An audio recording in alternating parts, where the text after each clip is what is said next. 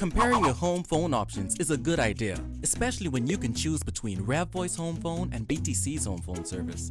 With RevVoice, you get more than 20 free calling features, unlimited local calls, and unlimited calls to any RevVoice customer anywhere. All this for just $9.99 a month. And now, we're proud to introduce our Bahamaland Unlimited Nationwide Calling Plan. You can call any phone on any island at any time for just $5 a month. BTC charges $16.25 for their bare bones home phone service. Plus, you would spend $9 to get the 3 most popular calling features, and another $33 to get some of the other calling features RevVoice gives you for free. When you add it all up, it's pretty clear why there really is no other choice. RevVoice gives you more minutes, more coverage, more calling features, and free installation. All of this for less money. And for a limited time, you can get RevVoice installed in your house for free and save over $200 a year. So, if you're choosing a home phone service, choose RevVoice, the better choice.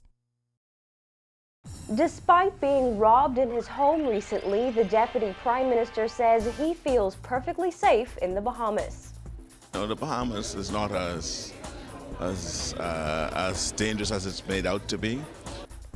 A second man charged with last month's Fox Hill murders. Rodney Munker to march again for what he says is the solution to crime. Bang, bang, bang, bang. Listen to me one more time.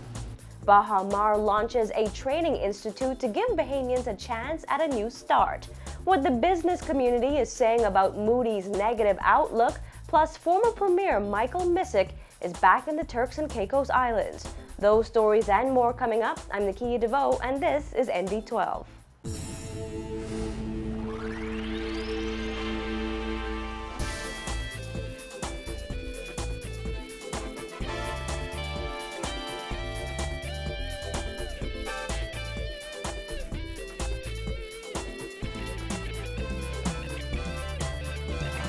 Good evening, everyone. Thanks for joining us here at Cable 12 Studios. Here are the stories coming out of the NB12 newsroom this evening.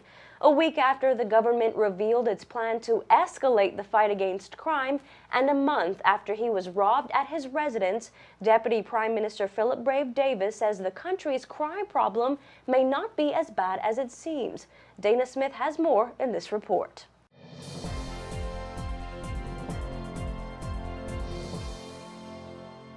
Despite the country's persistent crime rate, Deputy Prime Minister Philip Brave Davis said he feels safe and the country isn't as dangerous as it may seem. And on the heels of new House of Assembly security measures, Davis says he does not agree with the Speaker's prior assertion that MPs are sitting ducks. I feel safe. I think, the Bahamas is not as dangerous as it's made out to be. We do have pockets of young men who have lost their way and wreaking havoc. But I think it's all confined within what I call groupings. Davis said the government's recently announced crime strategies will help to combat those criminal groupings, though he admitted none of the initiatives announced by the Prime Minister just last week are new. He said the difference will come in how they are implemented. In the past, some things were allowed to, quote, fall through the cracks. He named the government's 12-hour shift and saturation patrol initiatives as examples. I don't like to say it's new crime initiatives. I think we had in place crime initiatives. It's the implementation of those crime initiatives and the manner in which they are being implemented that has caused some what I call things to fall through the cracks. So, for example, there's no doubt that the 12-hour shift was working. Because if you look at the trend during that period of time, what was happening? Saturation patrol was working. So when you saw saturation patrol working effectively and implemented effectively, you saw the downward trend.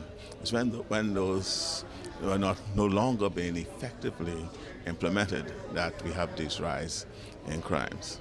Davis would not say if the country would see the return of 12-hour shifts, only that is under discussion. But the government has plans to increase manpower with the training of additional police officers. As for the new House of Assembly security measures, which include metal detectors and armed officers, as was revealed by House Speaker Kendall Major just yesterday, Davis said the fact that the country is increasing House security is something that is consistent with what's happening around the region, not necessarily indicative of MPs feeling threatened. When asked about Major's prior comment that MPs are sitting ducks, which he made in the wake of the home invasion and armed robbery at Davis's house, Davis said he doesn't think so. It depends on what he means by a sitting duck. And I don't know whether what he was saying came about because of the agony of the moment that he probably was experienced because of his anxiety of what has happened to me. And oftentimes when we in those kind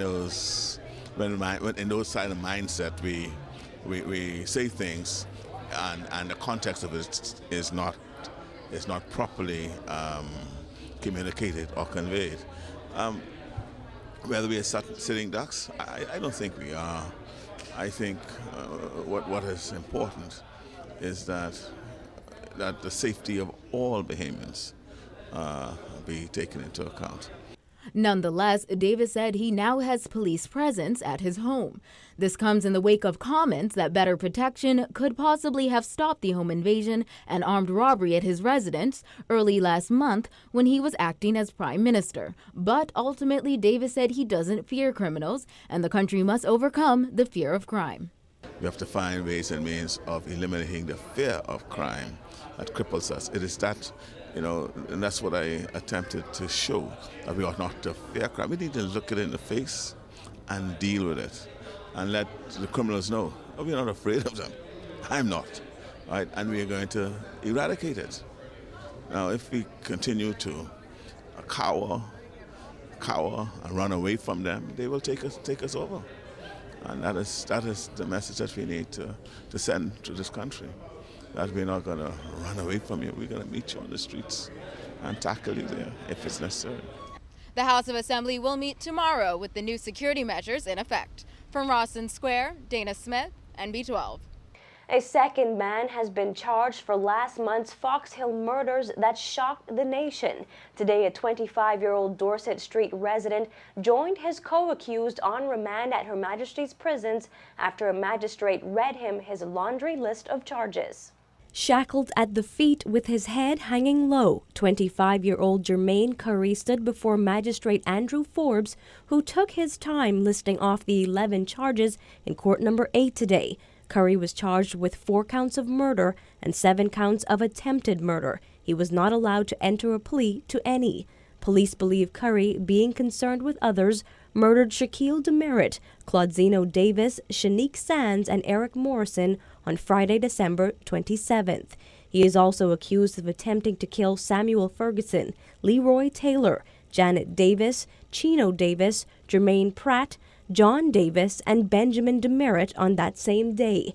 The 11 victims were at Freedom Park in Fox Hill awaiting Junkanoo results when the occupants of a gray car opened fire on the crowd with automatic weapons. Detectives questioned 60 people as they tried to find out who was responsible for the drive-by shooting.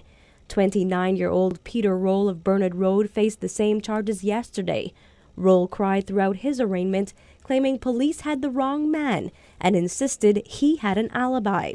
While Curry maintained his composure during his court appearance this afternoon, he did ask the court for protection while in prison due to the nature of the crimes he is accused of. Now, Magistrate Forbes said he would make the request but could not make any promises. Curry shook his head as officers escorted him out of the courtroom. Curry was remanded to Her Majesty's prison until his next court appearance on March 18th. It's been called one of the crime hotspots on the island, where a plethora of crimes have occurred over the past year. But to the residents of historic Bain and Grants Town, it's still home and an area in desperate need of more attention. Christina McNeil spoke one-on-one with a few residents who candidly spoke about the fear of crime in the community and what should be done about it. Here's her report. But you got the criminals. Right now, got us on curfew. Can't even walk the road in the nighttime, baby. And it's a bunch of foolishness.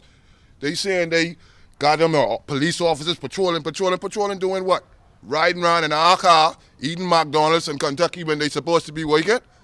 Put these stationary on every corner and see what gonna happen. Less talk and more action. That's what some residents of Bain and Grantstown say they're waiting on in the wake of government's new crime initiatives. They say unless action is taken on these streets, there won't be a change in the crime situation. I'm tired of that, man. I don't even feel safe on my own island. I'm ready to leave this place right now. But the people that's in Grantstown and Bainstown, we feeling this pressure too, because you're scared to get out your house at night. You're scared to go to the store. It's no safety anymore. And talking ain't gonna do nothing about it. They need to get up to the plate and do what they needs to do. I'll have one response to them. Action. Do something now. Enough talk, just do something now. Whether it's the long-term plans, but they have all the short-terms, but we need things done now. The fear of crime is real in Bain and Grantstown, an area that has been left with the term hotspot in the wake of a record-breaking year of murder in 2012. But its residents remain resilient, pledging solutions to the crime problem rather than sitting back to let it overrun their cherished community. NB12 spoke with some residents who were too shy to show their faces, as they had at one time or another been the victims of crime. This, as others said, they were proud to call the community home and wanted to see people in positions of power live up to their promises. Despite differing points of view, residents agreed that change must trickle down and make its way to the hurting community where crime has been put in the spotlight. The Bain and Grantstown area is just a portion or a fraction of the area where crime is really happening. And most times people will always want to use this area as a scapegoat. Now, Bain and Grantstown is just an area where people know that most poor people may have come from. You have a lot of people who are uneducated. People, a lot of them never had the opportunity to educate themselves, but it's never too late to educate yourself. I've been here all my life. I've never been in any problem. I find a way to educate myself, conduct a business properly. I have a family. I have other people I associate with, but I've never been involved in any crime. And I'm still living here, still conducting business. But it has nothing to do with the area. It has to do something with self-preservation, what you want. And if a lot of people you don't really want good out of life, you're not going to get nothing good. And you got to educate yourself. Crime isn't as serious as people want it to be, but I notice overall in general, the Bahamas itself, crime is escalating at a rapid pace, and it's the type crimes that are happening nowadays. Not really say the amount of murders, but the type murders and the way how these murders are being carried out. Last week, Prime Minister Perry Christie and his cabinet outlined more than 20 initiatives to escalate the war on crime. Among them, increased saturation patrols in crime hotspots and possibly reinstating the 12-hour shift for police officers. Residents say they are tired of waiting. The guys ain't scared of the police because they shoot at the police. Brave Davis got away with what he got away with.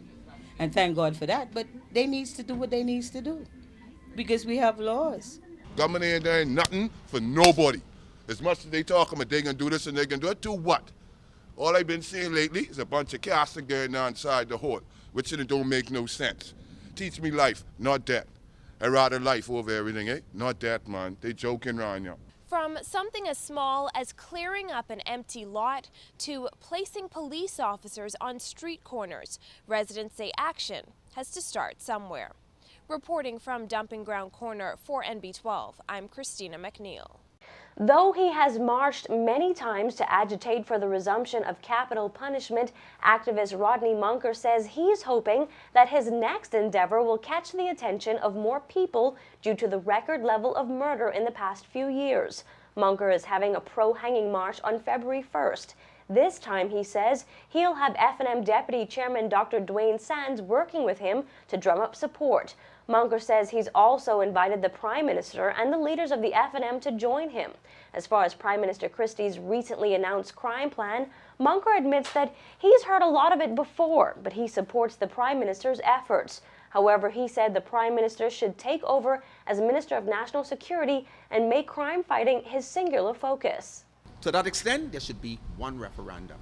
a referendum that get rid of the Privy Council. And two, whatever the impediments are, remove those and reinstate capital punishment clearly. All of us have the capacity to commit murder. I have the capacity to commit murder, and so do you. But we need a reminder. We need good ropes and a law that tells us that if we commit murder and if we are convicted, we will be hanged. And that is what is missing in Mr. Christie's philosophy. The march, again on February 1st, starts at 8 a.m. in the parking lot of Super Value at Blue Hill and Carmichael Roads. There's also a motorcade for those who can't make the trek to downtown and back on foot. Coming up on NB12, Baha Mar launches its Leadership Development Institute.